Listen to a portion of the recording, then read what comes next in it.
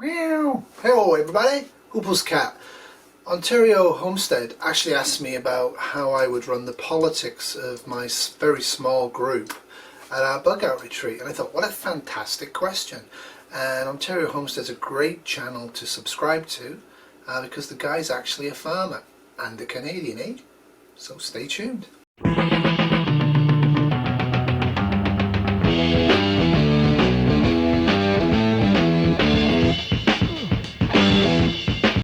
So one of the things preppers talk about is being a leader and how to organise their MAG or their mutual assistance group or their bug out group or their survival group or their militia, I guess. But what a lot of people don't talk about, and I'm going to talk about right away, is why organise a group. What is the point to organising your small group? Is the point for your personal survival or the group's survival? I think that's a key question you need to ask yourself. So I'm going to link this in, but there's a study, a small study but an interesting study, and it hypothesized that there's a positive relationship between a harmonious group and its relationships with other groups.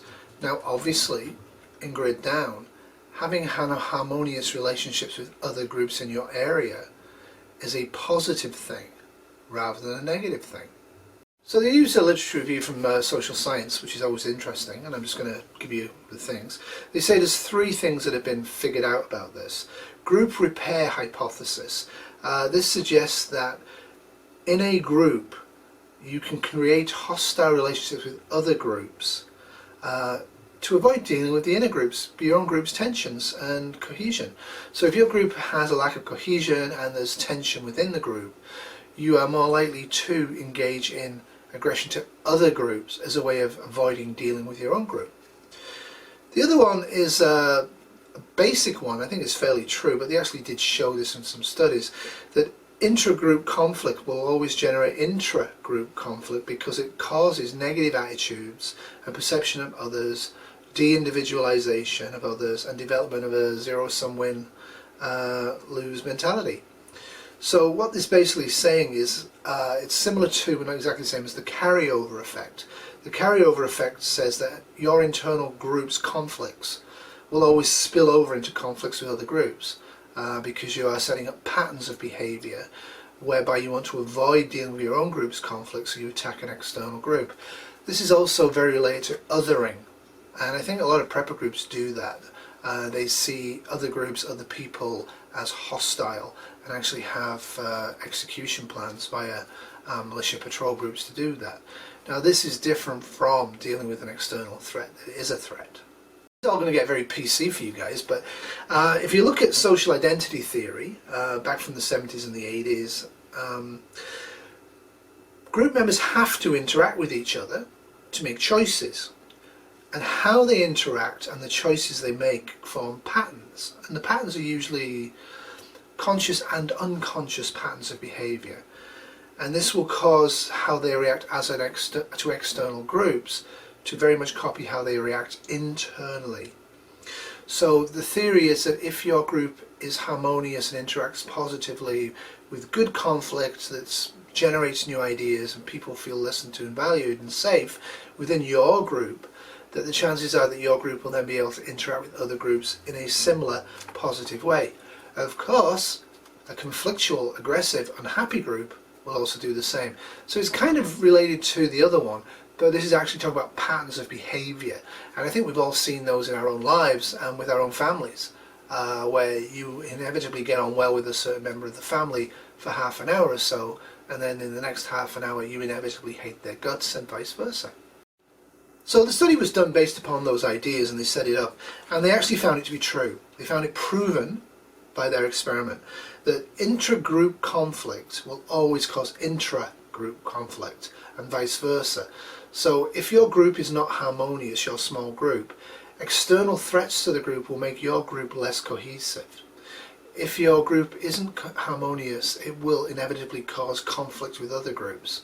So you need to have a group, not just for survival and mutual assistance and distribution of tasks, i.e. a community that functions, but you also need to have a group that is harmonious, cohesive, respectful, and really hardworking and fun to be in.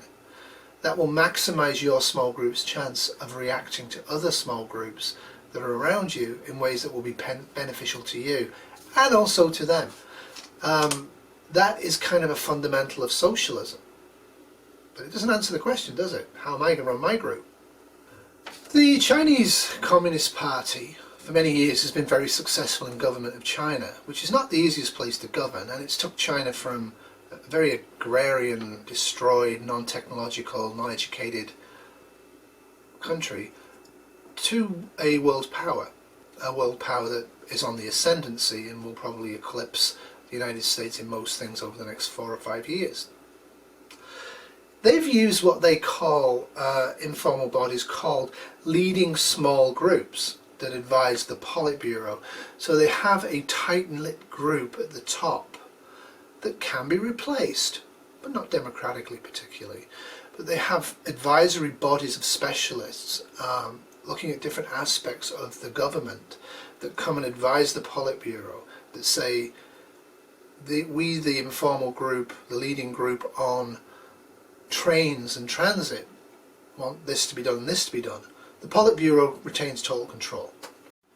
Now this is actually very effective in terms of government, because the Politburo is the only court of appeal. The Politburo is the only place that you can get things done. But they don't rely on themselves. In fact, they don't do very much planning. They rely on lots of sub-planning groups of experts. But you can't rely on that subgroup of experts to get your policy through. You have to make sure that the small group that's a specialist in that particular area believes in what you're saying and then effectively can convince the actual heads of the government before anything is done. So you don't have lobbying of all the various levels. You have lobbying to one area and then that area will go above you or beneath you. So you actually take out a lot of the human aspects of aggression and anger by doing it this way. There's also some faults with it. Now, being a socialist, I still haven't answered his question. I'm not going to at the moment. I just want to talk very briefly about the types of intra-group conflict. There are basically several types, and we need to know what types of conflict will arise to mitigate or remove those conflicts in grid down or in any small group to make our group as harmonious as possible, to make it as cohesive and as stable and as strongly able to deal with issues as possible. So the first one's task conflict. Task conflict arises when intergroup members disagree on issues relevant to shared goals. So shared goals is very important, but the bottom line is you will have dissenters, people who disagree with the goal or the task, and they will cause a lot of animosity amongst the group. Dissenters tend to be not well liked, and they tend to be given low status tasks because the people in charge don't believe they'll do the task well. And they're sometimes just completely ostracized. Now that's an important thing. If you have a dissenting personality in your group, they can be a strong positive. But they have to be given stuff that they can do, and they have to be given stuff that they can do well. And up to a certain point, a dissenter is very, very useful. It's the friction that makes the oil pour into the cracks and stop the engine from breaking, if you see what I mean. But a dissenter that actually is a stone in the engine and keeps knocking it, you may have to get rid of those stones. The other one is process conflicts. You need to have a strong process. Anybody in the group, in my opinion, needs to be able to talk to the leader one-on-one. So that's okay up to a point. The point of the small group for me is to actually expand into a larger group, as large a group as possible within my lifetime, and then continue on afterwards. I want to rebuild civilization. I don't just want to survive, though survival is the primary initial goal. So the process has to be clear. So the Chinese Communist Party has a good way of doing this in terms of that you have a clear line of authority. If you are interested in getting wood from a different forest for the next winter because you believe that the wood you're getting at the moment, although it's easier to get, is actually not as efficient, and you want to start making charcoal, you don't just go off and get the new wood, and you don't just demand people go and get the new wood. You actually would go to the small subcommittee. Now the larger the group, the more subcommittees, right? But in terms of our initial small group, that subcommittee would be a weekly meeting of everybody who would bring up stuff and ask questions and all the rest of it. And then there would be a small Politburo that would actually make the final decisions and then be accountable for those decisions. So there would be clear, people would be listened to. And that's a critical thing. And I'm going to get into that at the end, because there's some tricks we can do here to make this definitely possible.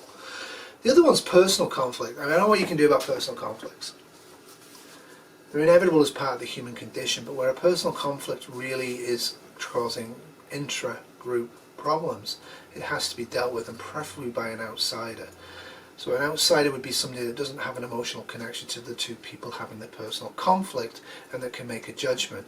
Now we're getting close at this point into talking about intra-group legal aspects and punishment to some degree. So I'm going to swiftly move aside of that. But I just want to say that one study found corporate executives are supposed to be smart. 40% of all the disputes they deal with are due to individual enmity between the principals without specific reference to issues. So criticism, when you evaluate somebody else's work negatively, is a major cause of conflict. So this doesn't give everybody a gold star time. Criticism and suggestions are vital.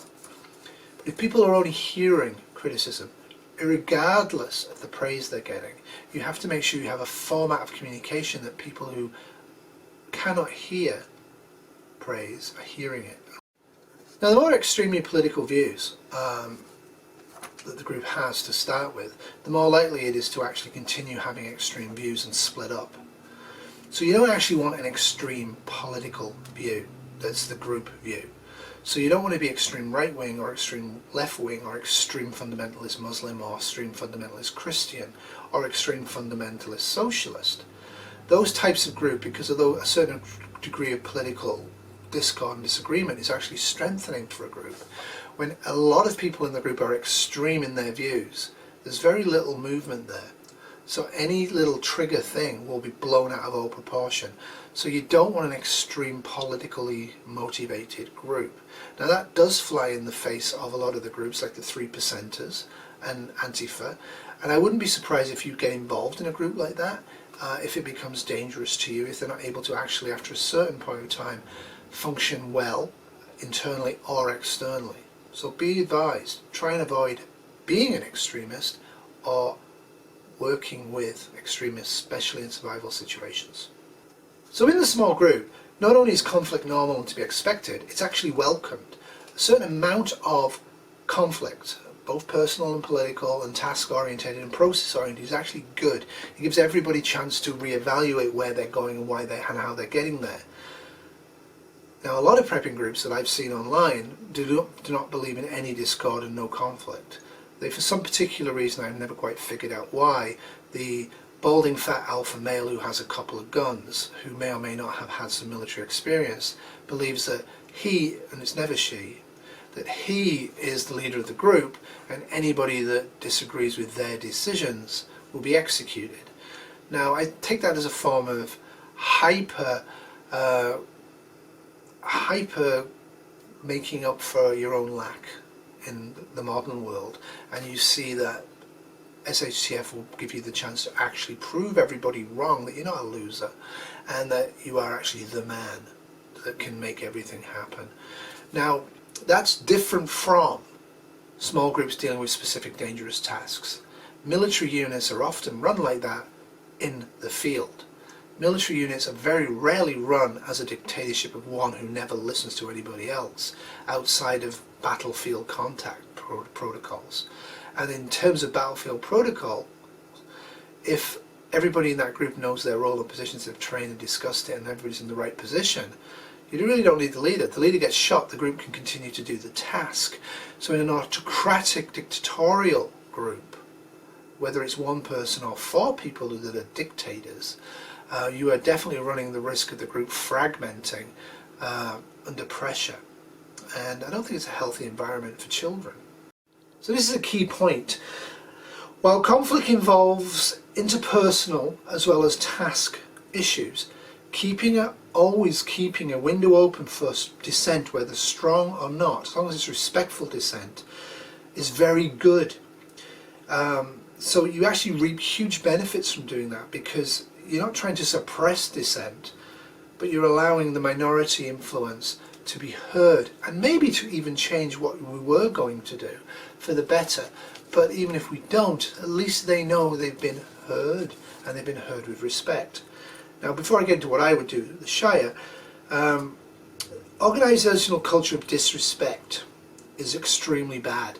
It causes a morass of status games and infighting.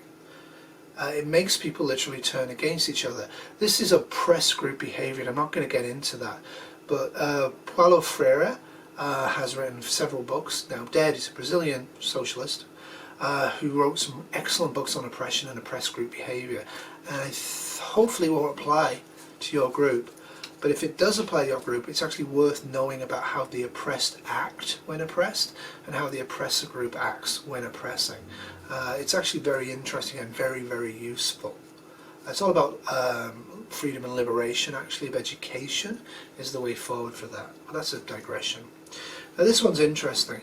When you get these groups like this, almost inevitably what you'll always see is sexual harassment is a chronic symptom of those sorts of groups. So to answer Ontario Homestead's question, how the group will be comprised is initially there's 4 of us. Kitty, me, the sister-in-law and the brother-in-law. So we have that's the ruling party, the Communist Party of the Shire. As other people come into the mix, it will be dealt with differently, but initially there's the 4 of us, that's who we know will be there, and we have a quorum. So one person can vote no and we don't do it, or 3 people can vote yes and we do it, depending on what we're doing. By that I mean major changes in how we've set up and functioned from the beginning. There's definitely going to be a negative vote, and the negative vote means we don't make the change. As we go forward, we would then look at a more of a winner-takes-all scenario. So if there is a negative veto, that automatically that decision won't happen, but it would be put back into the pile to be re-looked at depending on its urgency. We would seek to have unanimity of the 4 of us. Now, on setup, if everything goes to plan, we'd probably have 8 or 9 other people there. So what role do they have? Well, they have to have a role because they're part of the small group. But I don't believe that functional democracies work in small groups, certainly don't in grid down. You have to have clear chains of command and leadership. So I would very much in favour of the Chinese model, whereas, for example, we all have our skills, but if I am doing X and somebody else can do X better, they need to have power to make decisions in the small scale on what they're doing, and then be able to be listened to get the things changed. So for example, you would have various task groups formed on initial with just the 4 of us. Like somebody would take care of, would be the quartermaster, and that position's already been decided, and guess what, it isn't me, because I don't trust myself when I get hungry. But we have a firm quartermaster who will look after our supplies and will be cruel to us in looking after our supplies, and that's what you need in that sort of a role, somebody that's not going to be swayed.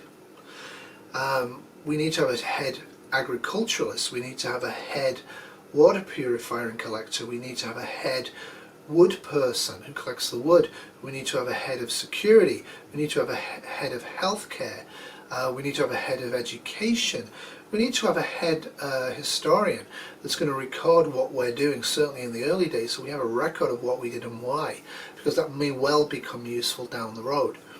And we need to have a head diplomat. Now all of those roles with 4 people are going to be quite difficult to do, but people will gravitate to their own roles, and as they gravitate to them, they will be formally recognised as the head of that role. As more people come in, people who are good at that will then become parts of their role. So they will run it tightly, but everybody will get listened to. Now the essential thing here, whether it's 4 people or 400, you need to have a regular weekly meeting where anybody can attend.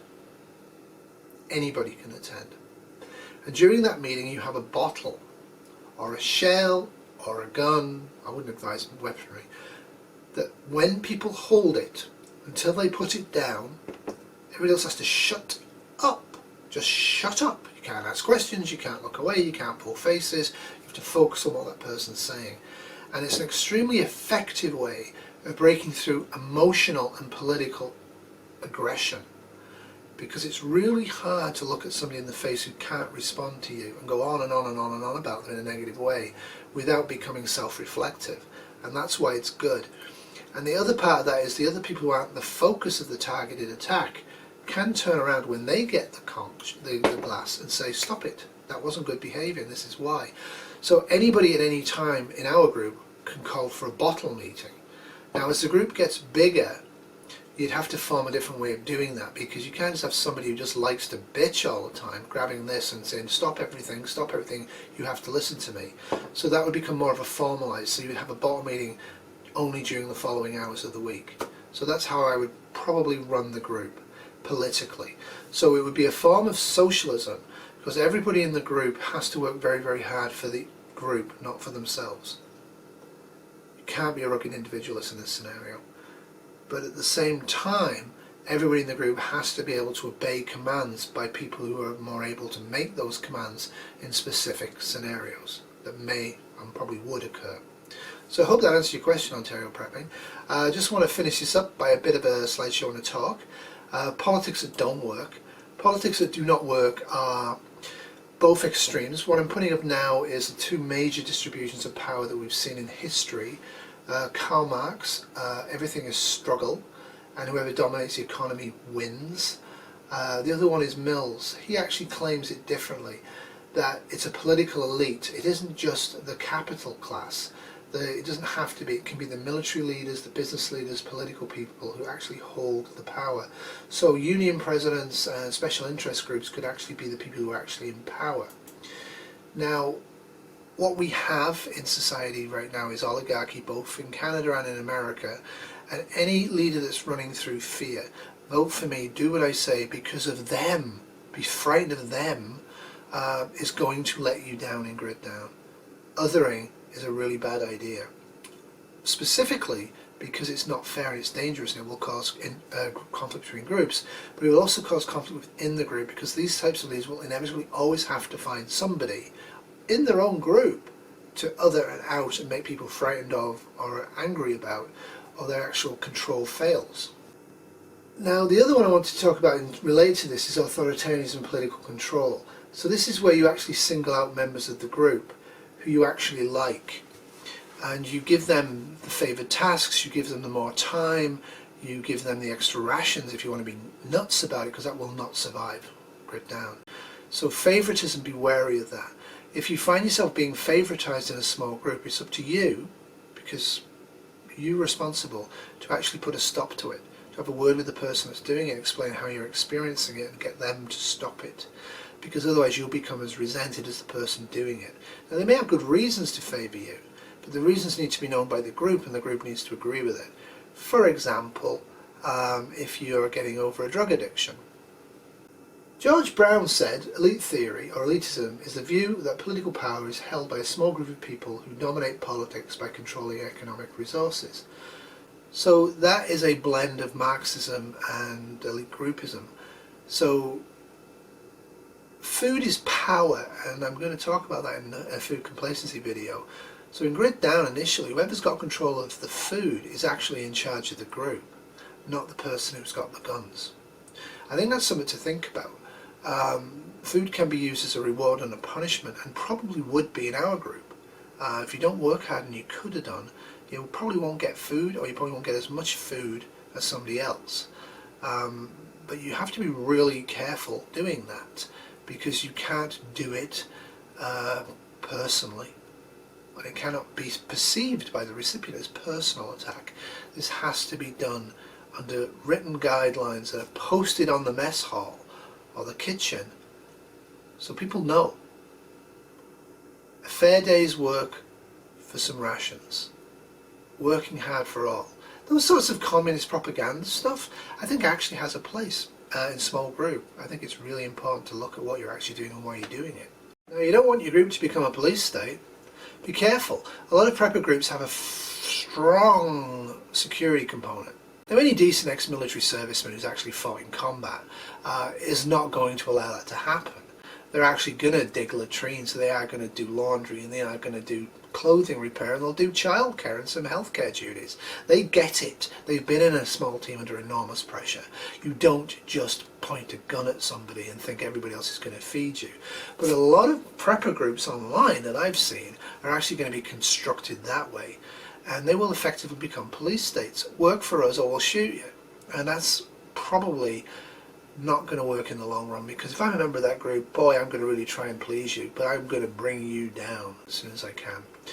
Now, one of the more traditional ways of looking at that is small bands of groups, tribes in essence, and they are very common in human history, and they're very effective, they're very cohesive, and they have very strong peer control. So you don't really need a political organization with a small group.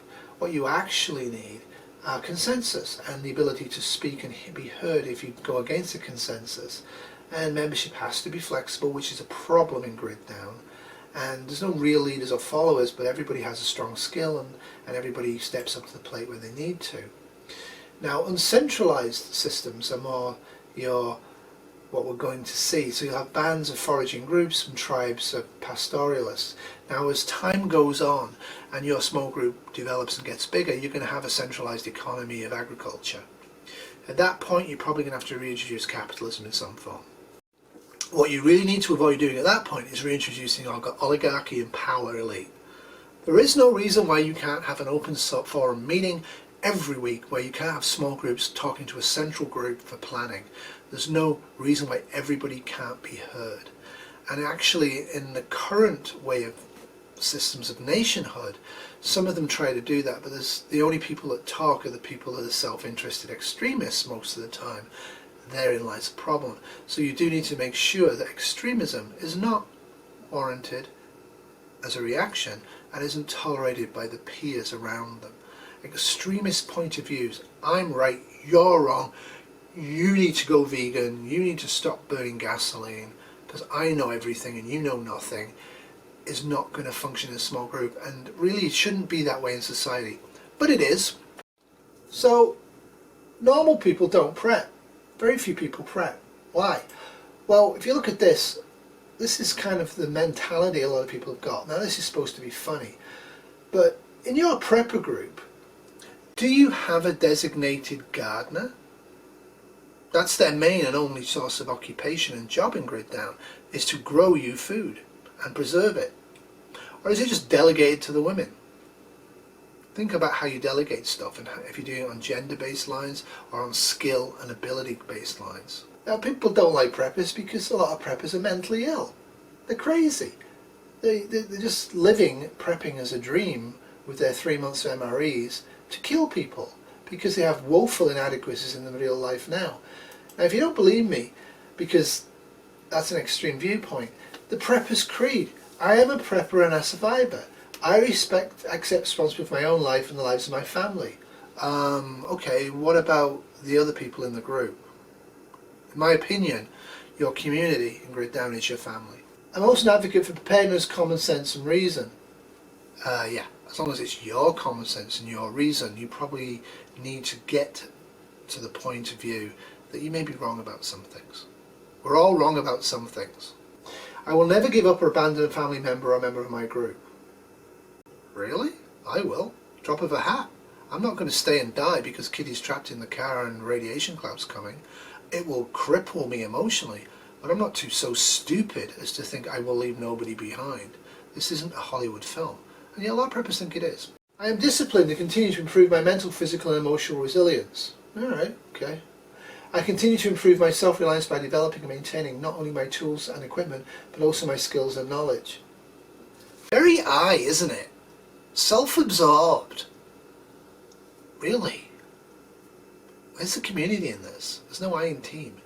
You're going to need a team in Grid Down. I am a guardian of civilization and stand ready to serve as a beacon of light in dark times. Really? I hope so. I hope we all are. I hope we all will in SHTF. I hope the preppers that make it into the second year. I hope we actually do restart civilization by focusing on education and healthcare and making sure that nobody in our society or our small group feels ostracized or less than the group's norms. There's no particular reason why people who aren't Christian can't be decent and happy people and have a thriving role in your small group, in your society. I worry when people say strong I statements though. I am committed not only to the survival of my family and my community, oh finally, but also to enjoying today and making those around me feel cherished. Totally. Can't agree with that. I am a prepper, it ends with.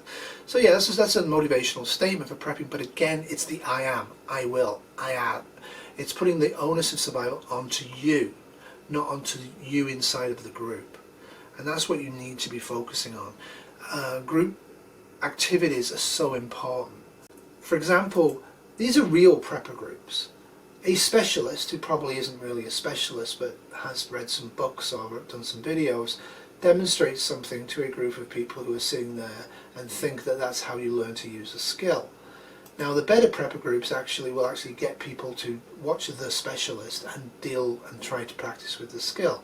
But again, how often does that happen? Again, you have a centralized leader doing something, and in pressurized situations that won't happen. Now this is another photograph from a prepping group. This is what you want. Happy people living normally, working together for the good of everybody in ways that are harmonious and resilient. So how do you get to that? How do you get your group to that point? Well, if you're in the States and you can, do CERT training. CERT training will put your group together and put it under stress in a safe way, or not, depending on what's going on. And you will learn how to do group tasks that nobody's a specialist in, and natural leaders and natural followers will develop, and you can see the traits and you can develop those traits so everybody can lead and everybody can follow and nobody cares. So that's it for me. Thanks, Ontario Homestead. Excellent question. I'm running it like the Communist Party of China, but in ways that are respectful. Doodles. Tomorrow in SHTF will inevitably and always be far, far worse than today, so plan accordingly.